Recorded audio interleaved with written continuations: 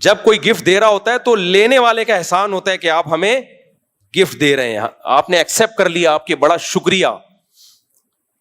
مجھے کتنی آفریں حجوں کی آئی ہیں, عمروں کی آئی ہیں, میں نے زندگی میں صرف 2 حج کیے ہیں. آپ کا کیا خیال ہے مجھے ہر سال آفر نہیں آتی ہوگی؟ نہیں آئی میرا خیال ہے بات.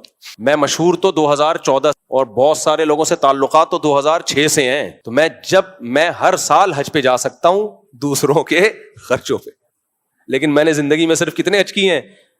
2 حج کی. اور حالانکہ آفر ہر سال کی ہے. پہلا حج میں نے کیا وہ تو جامعۃ الرشید نے کرایا, اور وہ بڑے مخلص لوگ تھے. اس وقت تو میری جیب میں دھیلا نہیں ہوتا تھا, تو ہمارے بڑے تھے, ان سے تو خدمت لینا, یہ تو بڑے ماں باپ کا تو احسان نہیں ہوتا نا. ماں باپ تو جو کر رہے ہیں وہ تو احسان تو ہے, لیکن یہ کہ وہ احسان لینا تو فخر کی چیز ہے نا. دوسرا حج جو میں نے کیا تو بیچ میں بہت لوگوں کی آفریں آئیں حج کے لیے.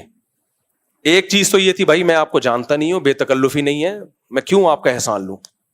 دوسری چیز یہ کمرشلائز یوز. حج کی جو بڑی بڑی ایجنسیاں ہیں وہ مشہور لوگوں کو لے کے جاتی ہیں کہ آپ کو ہم فری میں لے کے جائیں گے, لیکن آپ نے ہمیں پروموٹ کرنا ہے. جانے والے جاتے ہیں, مجھے ان پہ کوئی اعتراض نہیں ہے. میں نے کہا بھائی میں کمرشل یوز نہیں ہوں. بھائی یہ کوئی ناجائز ہے؟ بھائی ناجائز نہیں ہے, یہ علماء کے وقار کے خلاف ہے کہ اللہ کا رسول کا نام دنیا میں بیان کر کے آپ نے اپنے آپ کو مشہور کیا, اب آپ اس شہرت کا منجن بیچنا شروع کر دیں. سمجھ رہے ہو کہ نہیں؟